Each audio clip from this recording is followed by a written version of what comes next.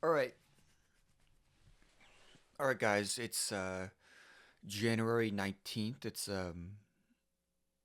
what is it? Monday, I believe. MLK Day if you're in the US. Um in the beginning of the year, or rather the end of 2025, I started doing more informal, just daily reflections, daily chats, short ones um, that I was posting the audio of to Substack, Spotify, Apple Podcasts, whatever. And I got away from that and I stopped doing that for 2 months. But I'm going to try again. I'm going to try again. I'm going to try to be consistent. I'm going to shoot for 2 to 3 times a week and then build from there. Um, and these are going to be short, off the cuff reflections about a topic that's not necessarily defined, not necessarily set, but one that I'm feeling in the moment. And today I am going to talk about authenticity. Um, One of the things that people always say is when you're recording something, when you're on social media, whether you're doing a video, people want to people want it to seem like you're being authentic, like it's really you, like you're not putting up a facade or a persona for them. And that's much more difficult than it appears, right? Because in theory, being authentic means just being yourself, being showing up to the mic and just naturally being you.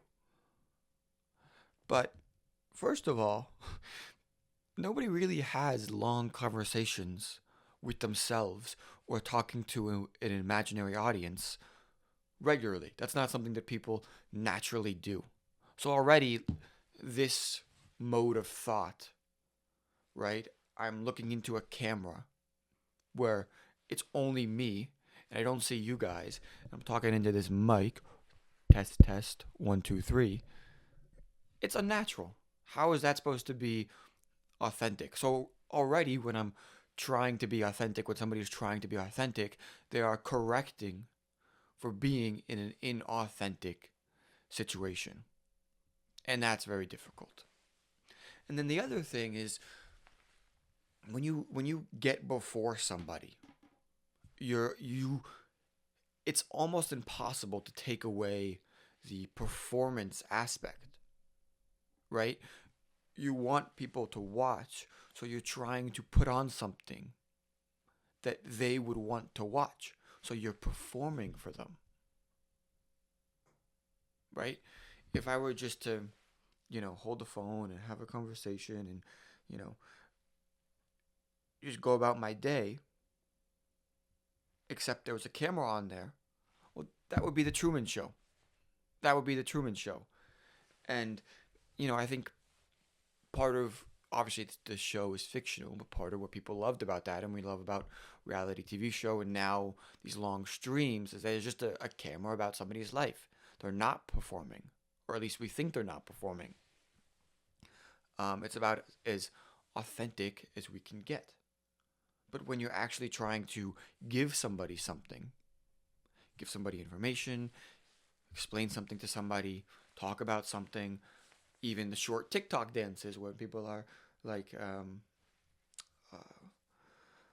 I don't even know, they're doing the water dance or they're doing the yeety yeety yeety yeety, you know, these stupid things. They're performing. They're looking into a camera and they're trying to do the right dance in a way that they actually seem interested in doing the dance to somebody.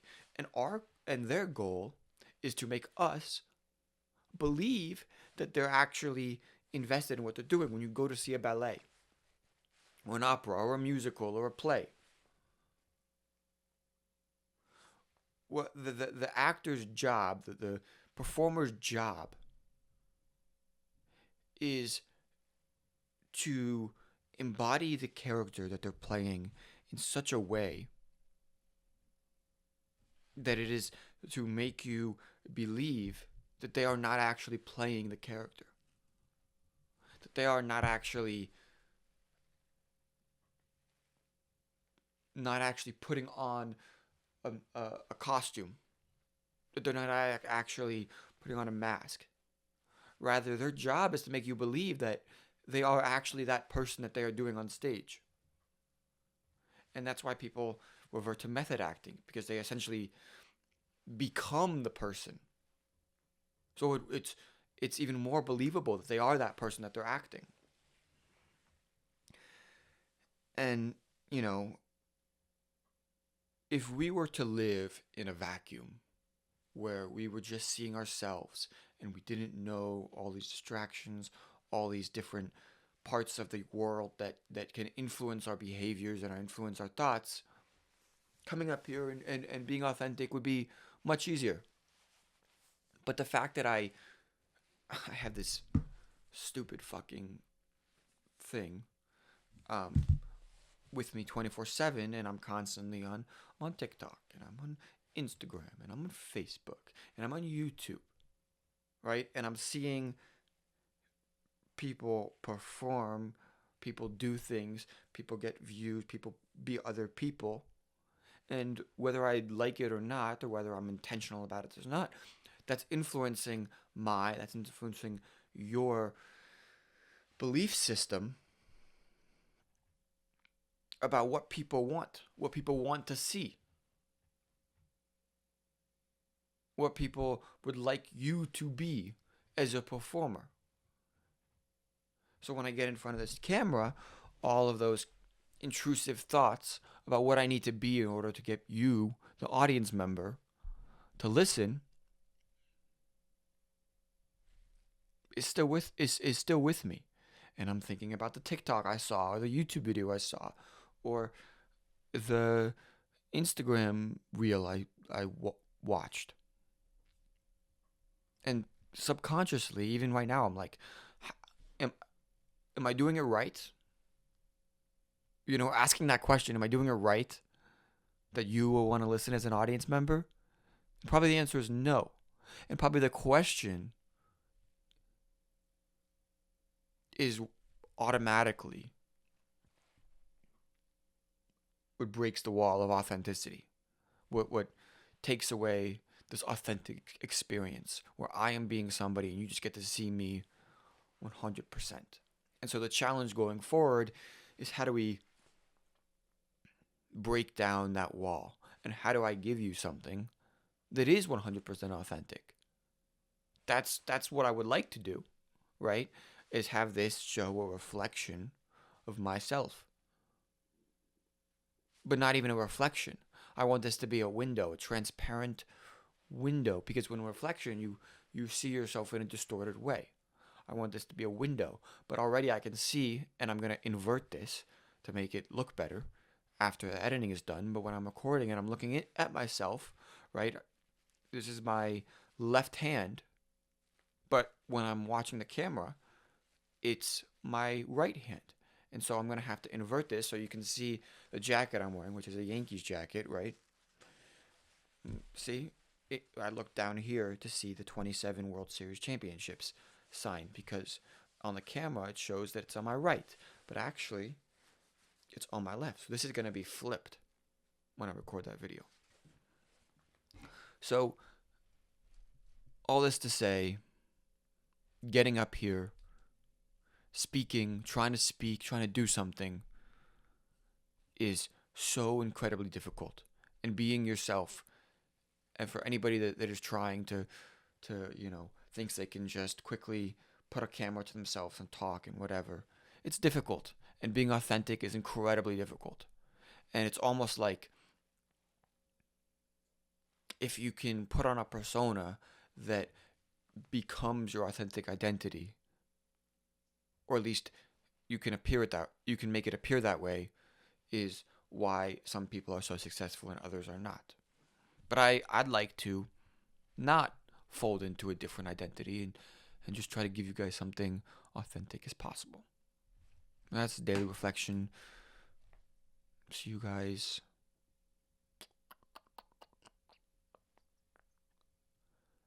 probably Saturday. Friday or Saturday will be the next one.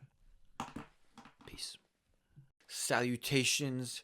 Good morning. Good afternoon. Good evening. Wherever you are, thank you for joining me. Athenianos on the Icarus Inspired Podcast. I hope you guys enjoyed the last video on Iran. I'm going to change subjects now. And we're going to be talking about myths. I want to do a lot more talk about mythology on this channel. And you may be thinking, why mythology? Or you may be wondering, what's the point in talking about myths or revisiting myths besides the fact that they're interesting and they're nice little stories? And maybe you're not thinking that and you're just bored out of your mind and you're waiting for me to get to the point. Either way, the answer is that myths were often created by whichever civilization created them, or whichever people created them, as an attempt to understand and make sense of the world. The stories they created that were passed down were ways that they could make sense of their world. And the phenomenon and the patterns and the physical nature in their world.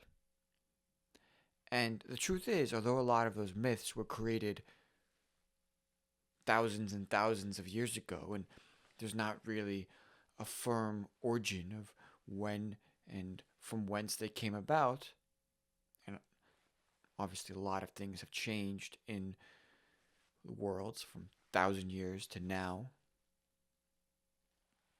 the same patterns and the same complications about the human experience and jealousy and envy and emotion. All of these things are still relevant in our world. Technology has gotten better, science has gotten better, we have different explanations for physical things, people believe different things. For the most part, we now have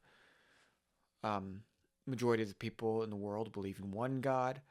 Of course, not everybody, because there's like Hinduism. But for the most part, the world is the same. We have the same problems, the same myths. Sorry, the same problems, same issues, same problems that we need to solve and we need to try to understand. And these myths are a way for us to do that. So, the first place we're going to start, after my long ramblings, is with the beginning of Greek mythology. Many of you know I'm Greek descent. I love ancient Greek mythology. The podcast is called the Icarus Inspired Podcast for a reason. I didn't write that not knowing who Icarus is. Obviously, I'm aware of that myth. So, beginning with the origins of Greek mythology. The cosmos begins with Gaia, Mother Earth, and Uranus. Uranus is the sky god. He controls the sky. At least I think so. Yes. He has the realm of the heavenly air. That's right. But that's even before that is what I want to talk about.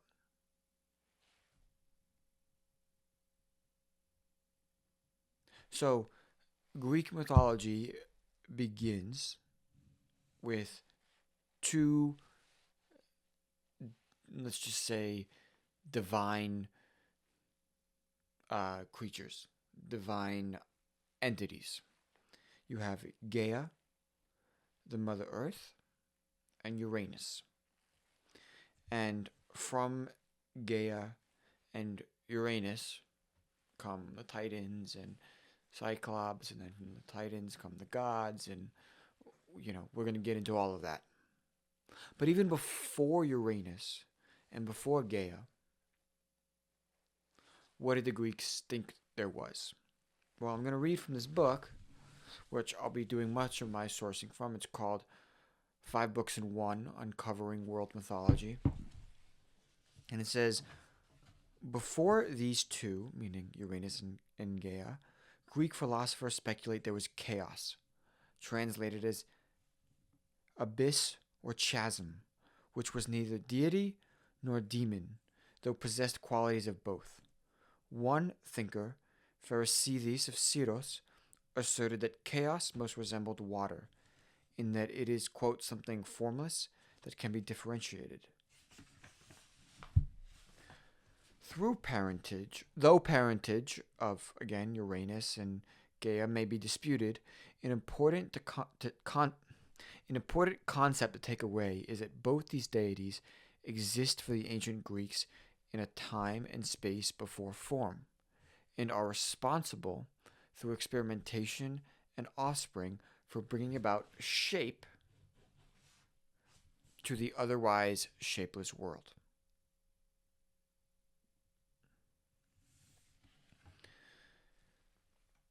So why is the fact that before these deities there was chaos? Well, as we just heard, chaos represents the time before there was order to the world, before we could make sense of the world, before the gods start to give order and shape to it. And so the Greeks, the ancient Greeks, what they're essentially theorizing, what they're essentially doing here, is saying, or what these myths reveal, is that in order to bring shape, in order to emerge from chaos, we need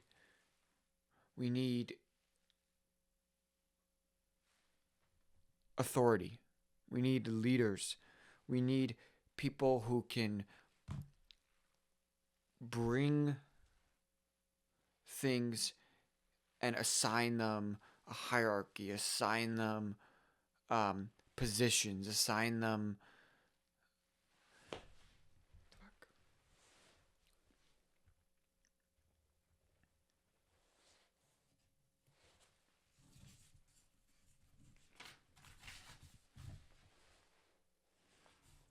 So essentially, what the Greeks were saying was that we need these deities, we need God to lift us from chaos, right? These gods were necessary, and maybe the Greeks didn't think like this, but certainly this is the way it comes across.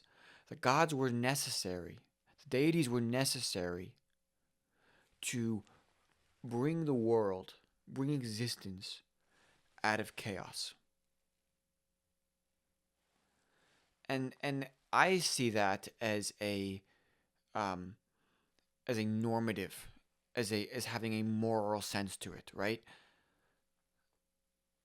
We needed something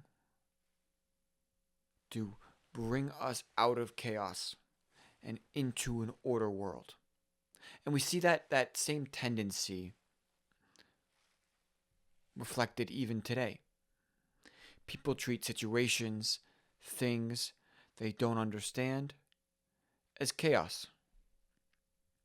And often they try to replace that chaos, that disorder, with some kind of authority. There's the song, the Bob Dylan song, All Along the Watchtower. First line, there must be some kind of way out of here, said the joker to the thief. There's too much confusion, I can't get no relief. You know, he wants order in the world.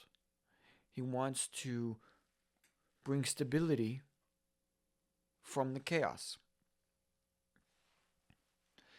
And I'll share an anecdote with you guys to kind of that illustrates this point that it very much still exists in our world today. I was doing a project in my third year of college where I was interviewing young Russian students, young Russian adults, um, about civil disobedience in Russia, and specifically trying to understand why there hasn't been a there's been a dearth of protest movements against Putin, against the regime, um, against the people in charge. Why we don't really see that. And of course, it was a small sample size that I was interviewing. But the most interesting idea and the most interesting thing that I consistently and frequently heard was that even though there was great opposition and disdain for what was happening, the greater fear that kept them from doing anything about the situation was the fear of civil war, the fear that all hell would break loose, and the order, however bad it may be, would turn into disorder. And that was more fearful. That was scarier than any kind of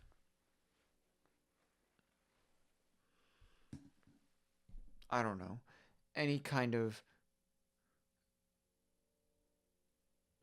awful regime or power, tyrant, or dictator that could take place.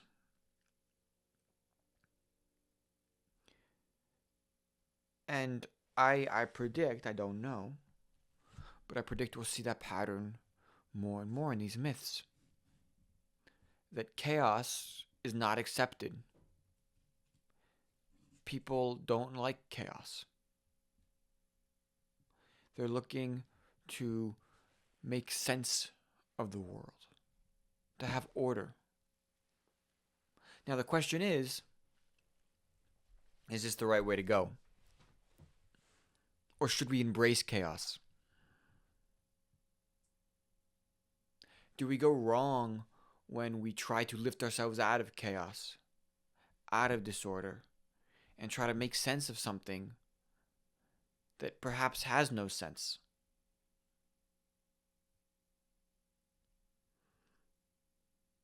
Right? This whole mythology, as we talked about, is an attempt to make sense of a world. And out of it comes these incredible stories that we'll explore. And most of them, and most of the things that are created, actually end poorly, actually don't bring about some kind of great prosperity and you know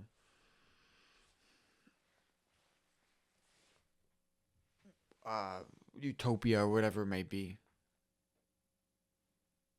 It brings about more disorder, more chaos. Chaos, it brings about suffering. It brings about pain.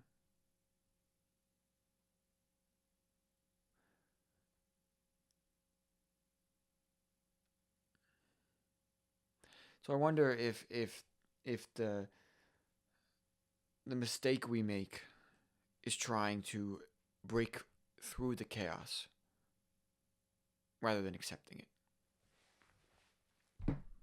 But I'll let you guys decide that. Peace and have a good day.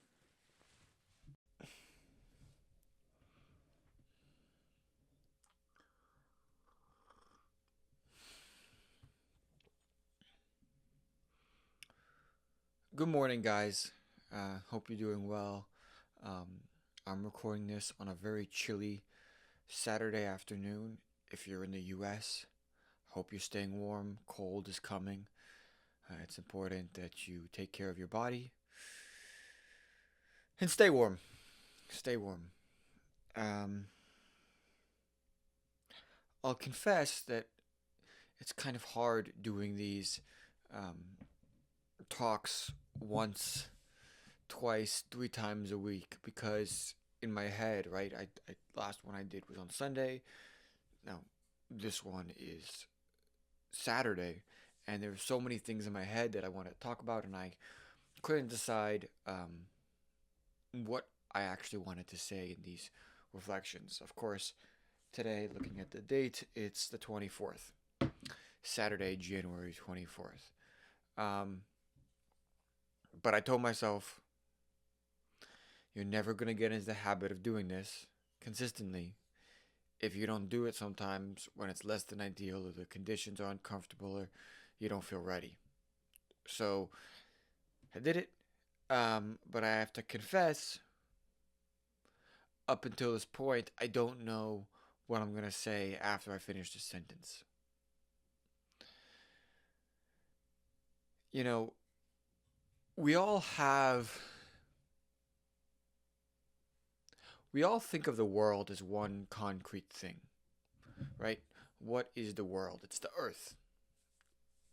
And on a more micro level, there's countries, and there's cities, and there's towns, and there's villages. And even on a more macro level, there's planets, and there's solar systems, and there's galaxies. But it's all part of one, right? We all have this shared understanding of what the world actually consists of. It may be constantly expanding, maybe, but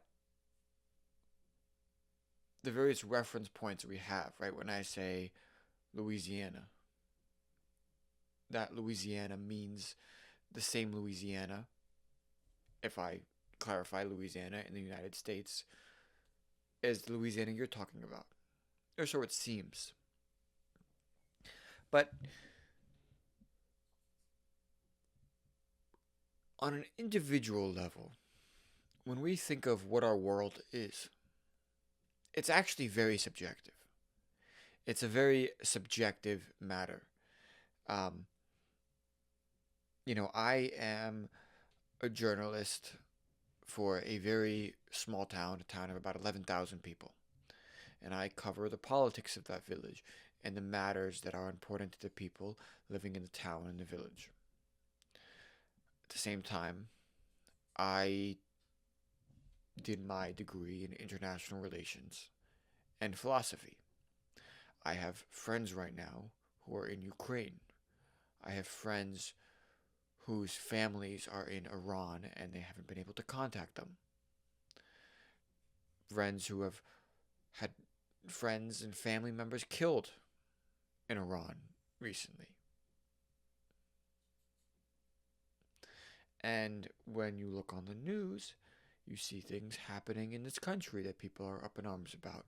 And then we go on social media and you see people post things, and some people will post so many times in a day about one specific thing because that's all they care about in the moment. And oftentimes it changes, right? What we care about, what we don't care about evolves over time.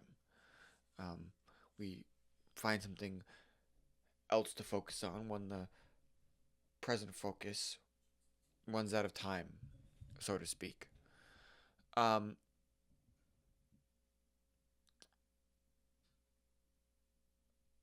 but I think it's important to be aware of the fact that each of us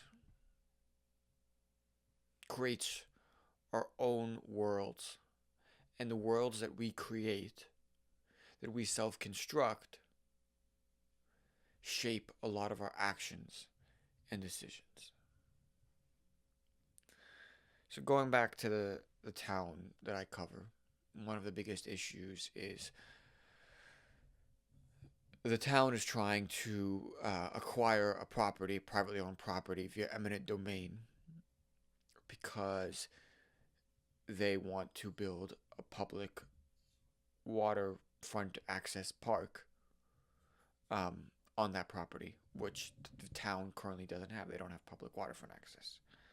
And so many people in the town are going crazy over it. They show up to every town board meeting. They prepare long speeches. They send emails like almost every day. They spend probably 12 hours of their day posting comments on Facebook about this. Can't give it up. And to them, this battle is their world. It is everything.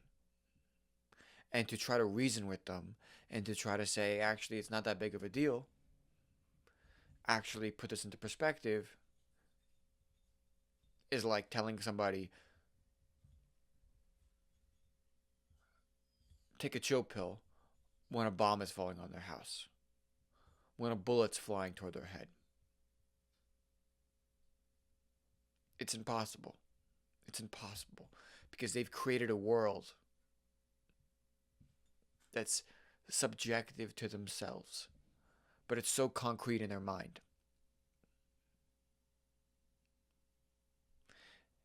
And this leaves you and I and everybody else who are aware that we, as humans, create our own worlds, and what we choose to focus on, what we choose to pay attention to, is somewhat individualistic, an interesting position. Because number one, can you escape this tendency? Can you live outside it? Can you somehow prevent yourself from building this subjective reality that other people scoff at and say is unimportant or frivolous? I don't know. But number two, if you can't, then what should inform our decisions about the worlds that we create for ourselves? What other things that you will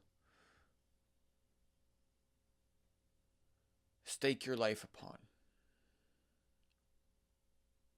What are the things that you will fight until you have no breaths left to give? What are the things that you will not shut up about, even if someone threatens your life?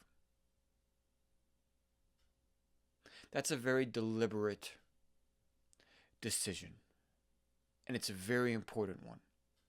And it says a lot about what your values are, what you care about, and the kind of person you are. If, in fact, you're doing it intentionally. Most of us, I would venture to guess, do not choose our worlds intentionally. We're born into it, shaped by social factors, and we're kind of just guided in one way. But if you do choose, and you do have a choice,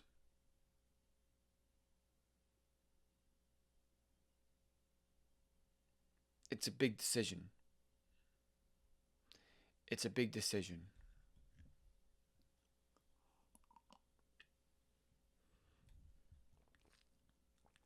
Do you want to get behind a social movement? Maybe you fought for gender equality in a specific place. Whether that be in Thailand or Mexico or even in the United States, even in a town in the United States. Maybe you fought to end a specific war.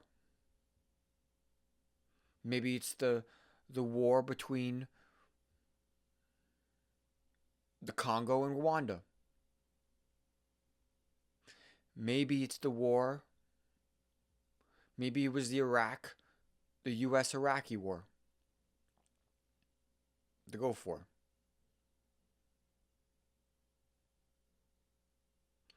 Maybe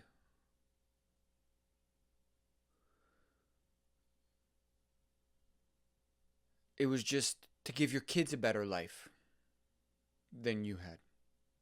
To build a family, have a steady family, and build a simple life that gives your kids more opportunity than you.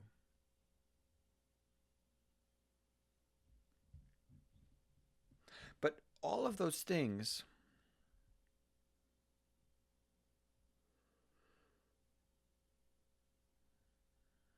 are temporal. All of those things eventually come to an end. All of those things eventually expire. You may try to sip the last drop out of its bucket when the war is over, when the president's gone, and maybe you're just trying to prevent him from coming back again. When your kids are grown up and independent, there's that point when you see that your current world is gone. It's fading. What do you do? What do we do? And how do we know the point at which to let it go?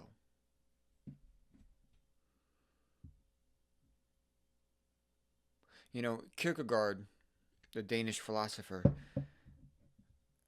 would say that giving up that world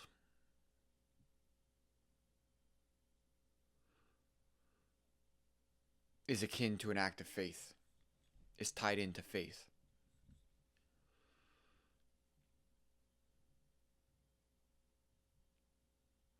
But only if you give up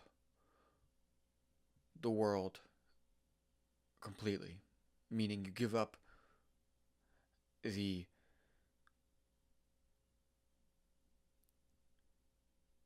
quest to create a world for yourself.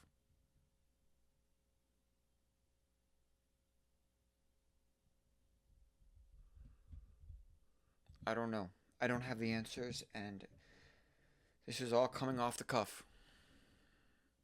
As I said, and I can see the sun reflecting at me, so it looks like I'm glowing right now, which is a little bit uncomfortable. If you're listening on audio, just ignore that.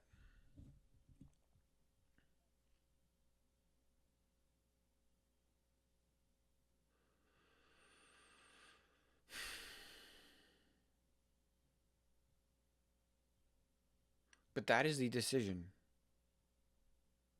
What is your world going to be?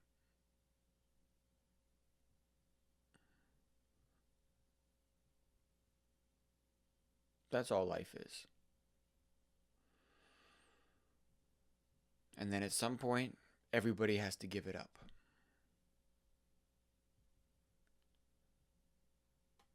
Whether you're ready or not. And then what? Because if your world was artificial to begin with, if your world was self constructed to begin with, then what is losing it? Why is that such a big deal?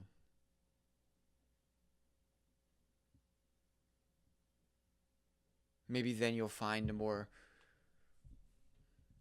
concrete, universal world. I don't know. I'll leave that up to you guys to decide in the comments. Listen, I'm going to try to do a reflection tomorrow and then Monday. But I'm also going to try to put out a myth video tomorrow. So we'll see what happens. But listen, I really appreciate you guys' support. particularly on Substack, on Spotify, on Apple Music. We have listeners from over 30 countries, and on YouTube, we have listeners from more than well past 30 countries. Um, your support means everything. And the questions that I ask, the questions that I raise, are not meant to be one way things. I invite anyone and everyone who sees this to say, I'd like to have a discussion about this. I'd like to talk about this. I have an opinion. Send me an email. Athanasios, ATHANASIOS, Janos, YANOS, at gmail.com. And if you put something in the comments and say I'd like to reach out on any of the videos, we'll work out a private text chain. I'll give you my WhatsApp, I'll give you my iMessage, I don't care. And we can do something. We can set something up, a conversation to do virtually. I'd also, one of the things I'm exploring is asynchronous podcasts. Right? I ask a question, and then you think about it, and then you send a video of you answering that question and your response, and then we maybe do that a few times, and then we put it together, and it's a podcast. It's a conversation, just asynchronously, because we're all busy and we all have jobs and schedules and whatnot. But anyway, stay warm if you're in the U.S. Or if you're in Europe and it's cold. And see you next time. Peace. Good morning, everybody. It's Sunday, January 25th. Sunday is supposed to be the rest day, but man, oh man, is there a lot happening. Yesterday, I don't know if you guys saw, there was a live event streamed on Netflix where this climber, Alex Honnold, climbed to the top of the Taipei skyscraper, Taipei 101 skyscraper, without any ropes or safety nets or harnesses. He did it free solo, as they said. And the whole thing was filmed. I think it's like 1,700 feet, and it's incredible. I was so nervous just watching it. I don't know how he didn't get nervous. They say that the fear factor, the part of your brain that is responsible for fear, is not turned all the way up in his brain, so he doesn't react to scary things in the same way that we do. But man, oh man, and I don't know how, in the he was hanging on with no legs. He was doing like probably 1,000 pull-ups. Really incredible stuff. You had a UFC event, which was so-so. You had the killing in Minneapolis by the ICE agent, which is just horrific. And then you had the protest in Iran, where new reports are saying 30,000 people have been killed in the protests. And that's just 4 things that are going on and in the news today. You also have a snowstorm across most of the U.S. And freezing temperatures, which is going to be a threat to a lot of people. So there's a lot happening. There's a lot happening. And I think there's a general desire when a lot is happening to be in the know, to be a part of it, to immerse yourself in it, right? With the ICE killing, for example, the amount of people posting about it on my Instagram story and going out offering their support and saying all these things. I don't follow that many people on Instagram, but the people that I do, let's say, was probably over 60%. And then another 30% were posting about Iran and the things that are happening in Iran and trying to help the people or raise awareness, I guess, for the people that are being slaughtered and encourage regime change.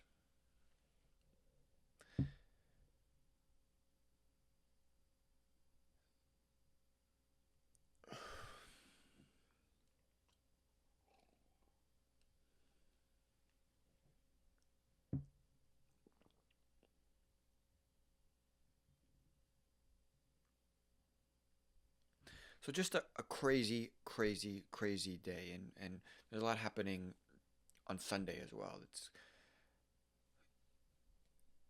easy for people to tune into, but I don't omit myself from one of the people who gets sucked into the news and sucked into everything that's happening around the world and wants to be a part of it and goes crazy trying to follow it and will post things on um, social media or retweet things or try to, come up with arguments on my own that what I believe and whatnot. And the victims in all of these things are obviously awful. Tragic, I mean. And the victims in these situations, it's obviously tragic and very awful that it's happening. But I think there's another phenomenon that is also quite sad and that is worth mentioning because it doesn't get as much attention. And that's when people are so focused, perhaps rightly so, about things that are happening elsewhere and events around the world. What often tends to happen is the things that are immediate, small, close to them, in their close circles, that stuff tends to slip and fall from their mind. And they tend to be forgetful and be less um, perceptive to things that are happening in their close life. And so maybe that's in the form of, oh, just forgot to do the dishes that my roommate asked me to do one time.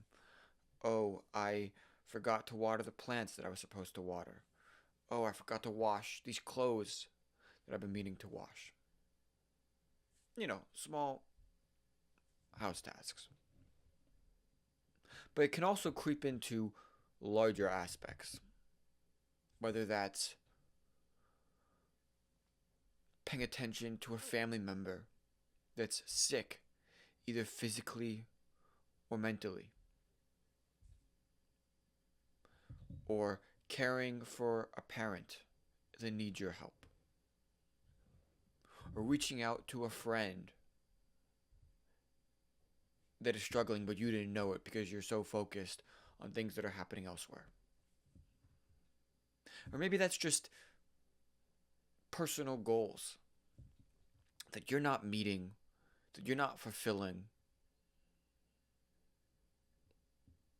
because your mind is elsewhere. And I know this sounds like the argument is going to be, well, listen, your problems are really not that big when you take it big picture because there's people dying in the streets in Iran, there's people getting shot in Minneapolis, there's people dying in Ukraine, there's people starving in Yemen. All of those things. And I get it. But I think another argument is that the things and the people close to you and the problems that happen in the near circle are also important and also real. And if you're so focused on something that's happening hundreds of miles away, but yet you can't see that your sibling is struggling with addiction and needs you, that your parent is sick and you don't have that much time left with them on earth, that your best friend is lonely and needs you.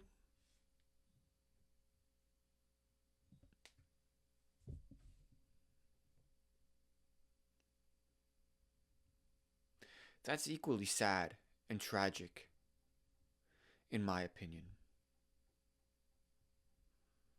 And that's one of the great tragedies, the great tragedies and consequences of these atrocities and the crap that happens around the world, because it draws your attention away from real problems and real issues that you face in your present life, in the circles that are right there in front of you. It's so sad. It's so sad. You know, think of how many people die from cancer in a year. And imagine someone is so wrapped up in what's happening halfway around the world that they fail to care or be there for their loved one when they're passing. And the argument in response is, well, there's people getting shot at on the streets, people dying en masse, children, women, young men, older men. Your singular problems aren't that big, but they are. They are problems. That's the thing, right? When we create so much chaos in the world around us that everybody's head is constantly spinning and they can't see in a straight line, it causes problems in our own lives, in the world that is close to us, in our proximity, our friends, our family, our loved ones. It ruins us. And I'm not proposing an answer or one way or the other, because I am one of those people that gets wrapped into things that are happening all across the world and generally care about events that happen all across the world. But I'm just pointing out that the cycle works both ways. The impact works both ways. You know, I'm not going to give any specific examples for myself, but I have friends who were so, didn't realize that their family members were in such dire situations, or that the people right next to them were really struggling, until it got too late. And that's awful. That's awful. And I think more recognition should be given about the fact that we have so many challenges and so many duties to overcome in our everyday life that when you add on something that seems on a global or national scale, it often just makes solutions to all problems go away. Again, these are just thoughts that I'm having today. You're welcome to disagree, you're welcome to agree, or you're welcome to make an amendment to my position. I don't care. But I hope you enjoyed this. I hope you like, subscribe, and comment on YouTube. Hopefully, it wasn't too hard to follow. All right, enjoy the rest of your Sunday, guys. Peace, and God bless as always. All right, welcome back, everybody, to another edition of the Icarus Inspired Podcast, Mythology. We talked last week about chaos and the existence of chaos before order in the world, before the deities brought order into the world. Now we're going to be talking a little bit about those deities. And I'm going to jump right into the story.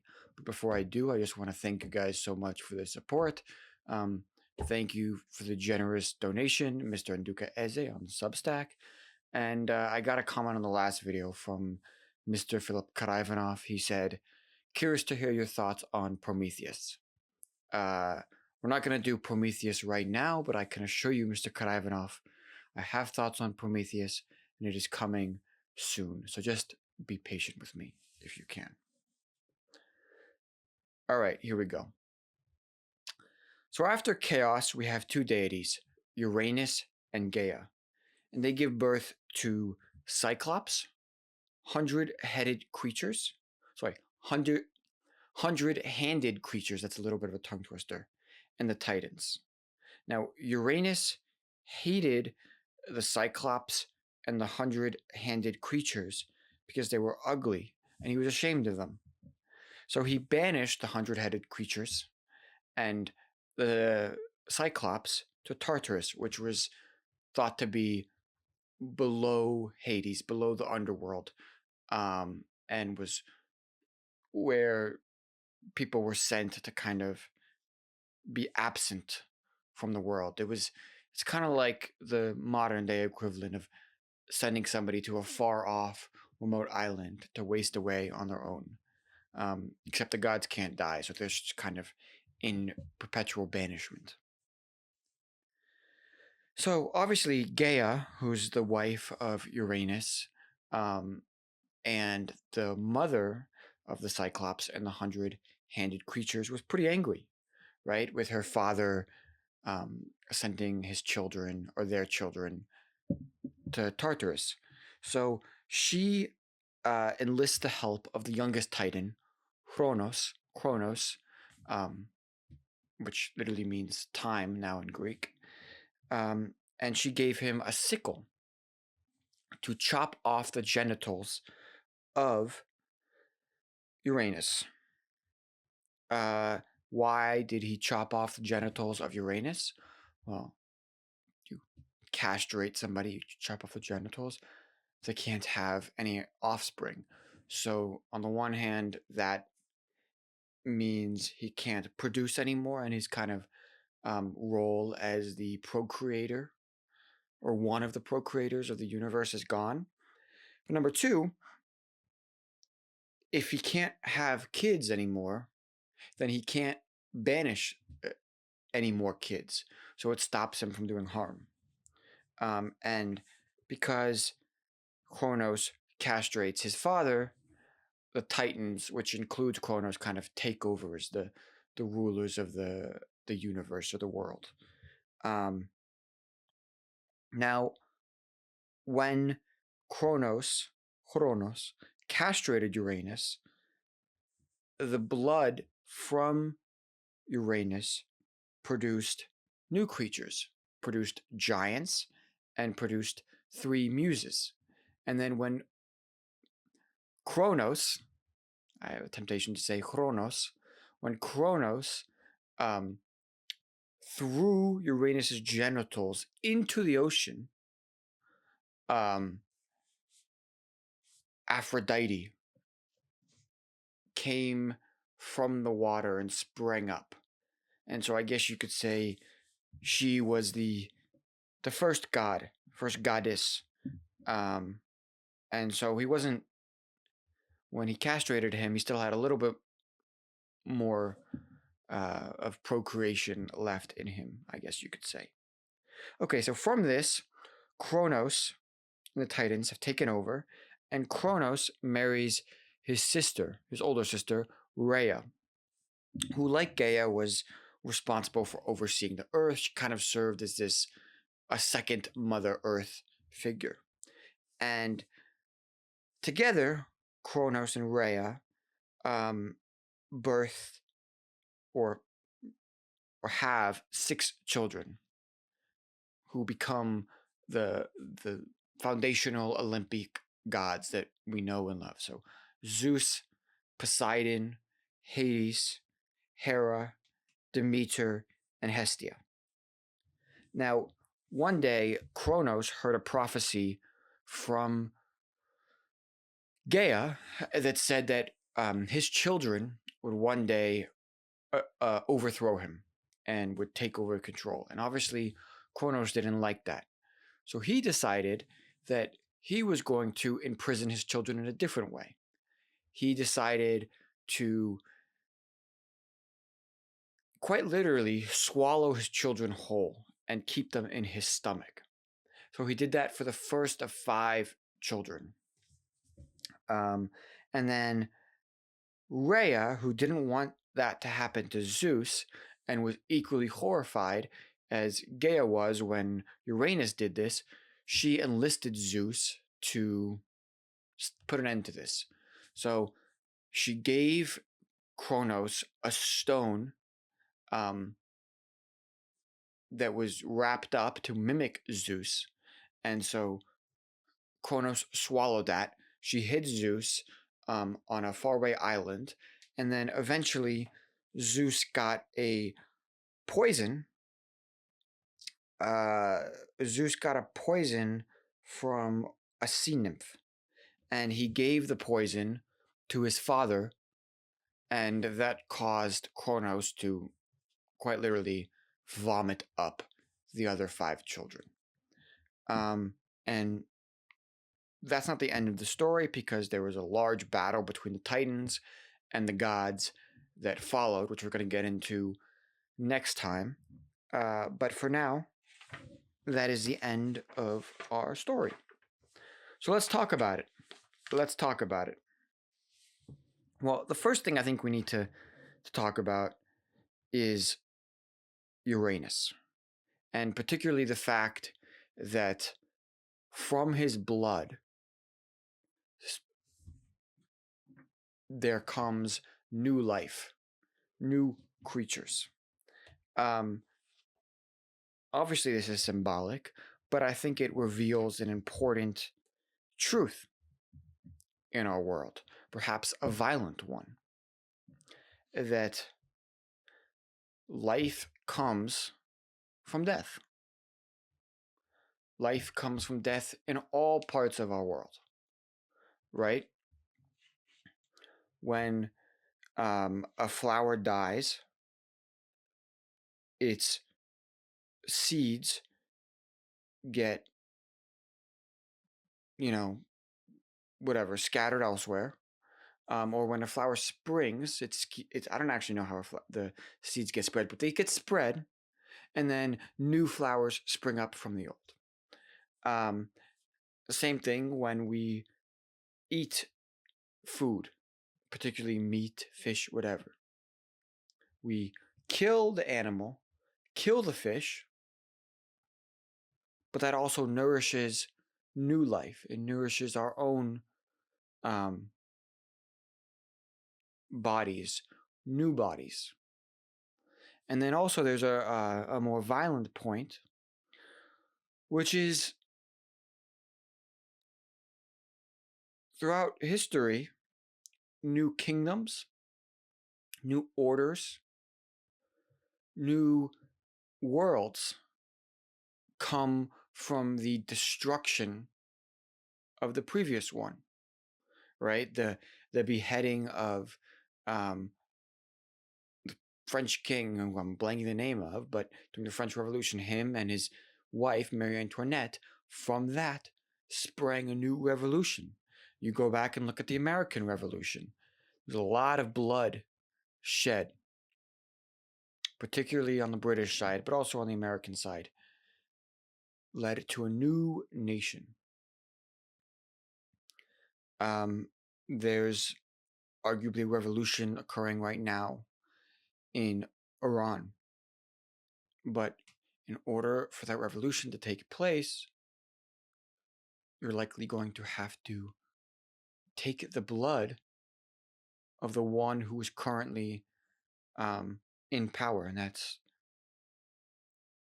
Khamenei. So it's a interesting point about our human nature. From the death of one comes the life of another. I mean, just think about the Abrahamic faith, right? What did Isaac have to do, or what was he asked to do to become the father of many nations and to have his children be kings? He had to sacrifice his firstborn son. Now, he didn't end up doing that. He ended up killing a ram, but it's a similar idea. Or take Jesus. God has to sacrifice his son, his only son, Jesus. Jesus quite literally has to die in order for new life to be created, for the heavens to open up, and for a new world to begin. He has to die first. So that's one.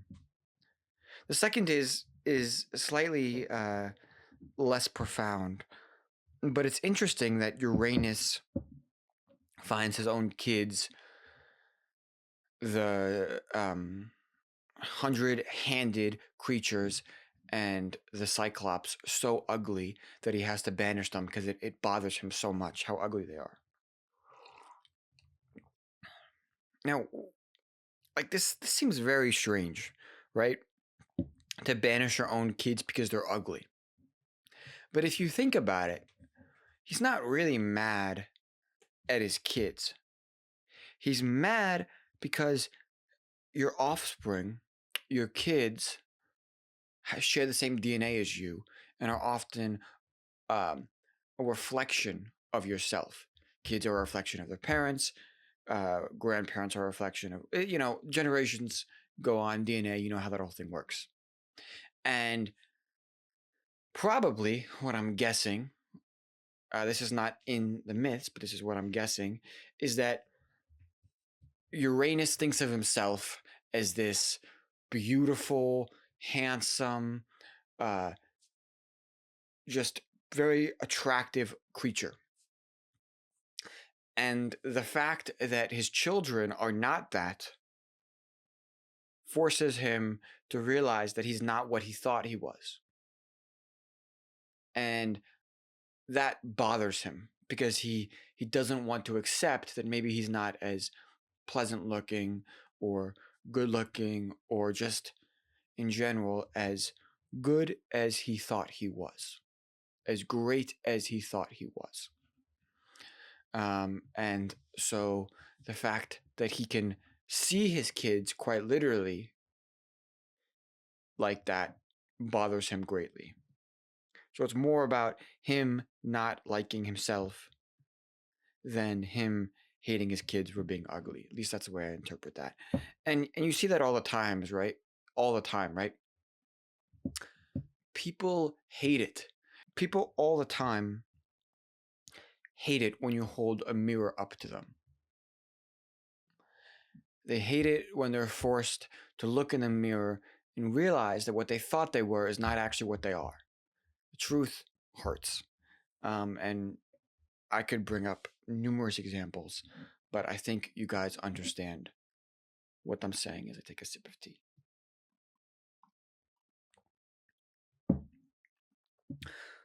So then you have another interesting theme.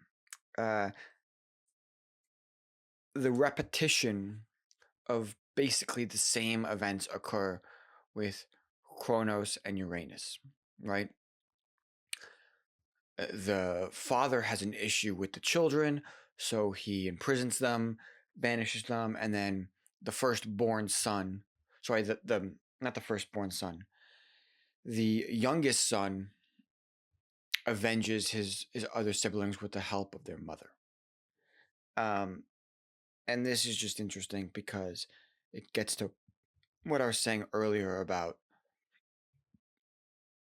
fathers or sons being a reflection of their fathers and repeating the same mistakes as their fathers over and over again. But it's also interesting because, okay, Uranus is supposed to be the kind of the deity of the heavenly skies up above. And what does he do?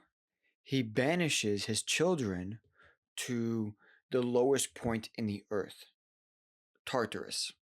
So he pushes people away from the heavens and sends people to the opposite direction. So you could say in a way that Uranus is betraying his responsibilities by sending people to the bottom depths of the earth. That's kind of a stretch. But then you have Kronos, who's obviously responsible for change and time. And what's his pitfall? He doesn't like the prophecy. He doesn't like the change that will come. He disobeys his very nature. And that's perhaps why he gets his punishment. He goes astray from what he is supposed to be doing. His responsibilities, change, time. He resists it. And by trying to prevent the prophecy from becoming true, to prevent the prophecy from becoming true, he swallows his children and resists change. And so it's interesting that Kronos, his very folly, the very thing that, the very thing that is his downfall is that he doesn't accept change. And yet that is what he's responsible for ushering in. And what's interesting about that is if you are willing to go the stretch that I went with Uranus also resisting or going against his responsibilities, who is it that ultimately is responsible for punishing them? For enlisting the youngest, yes, it's the youngest son, but who enlists the youngest son to do that, and who initiates it? It's Gaia and Uranus. And like I said in the beginning, these are the mothers of the earth, of a kind of overseeing the earth. And they, in both of these cases, the kind of mothers of earth, who are, like I said, who are responsible for overseeing the earth, are like, hey, you're not doing what you're supposed to be doing. You're no longer doing your responsibility on the earth, fulfilling your responsibility on the earth. That's wrong. I'm going to punish you. And so in both cases, perhaps, it's Mother Earth who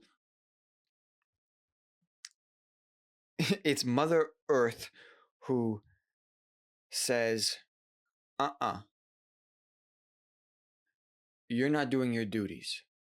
You're not ensuring the natural order of the way that things are supposed to be. And for that, you're punished. And this goes back to what we were talking about in the previous one about chaos and order. They were disrupting the order of things. And so Mother Earth comes in to prevent further chaos, and she says, you're no longer keeping the order. You're out. And that's interesting to me. So that's all I've got for today. We'll do another myth next week. Get into the giant battle between the Titans and the gods. And then we'll get into a bunch of Olympic gods, etc., and half gods, and all the great stuff. So, hope you enjoyed this. Please remember to comment, like, and subscribe wherever you are listening. It means the world to me, like so much. And comment which myth you would like to see down the road, because there's a lot of them and I can't promise that I get to all of them. But for example, the recommendation that I do, Prometheus, is very helpful because now I will not skip him. So if you have recommendations, you know where to put them. All right, guys. Peace. Have a good rest of your week, and stay warm.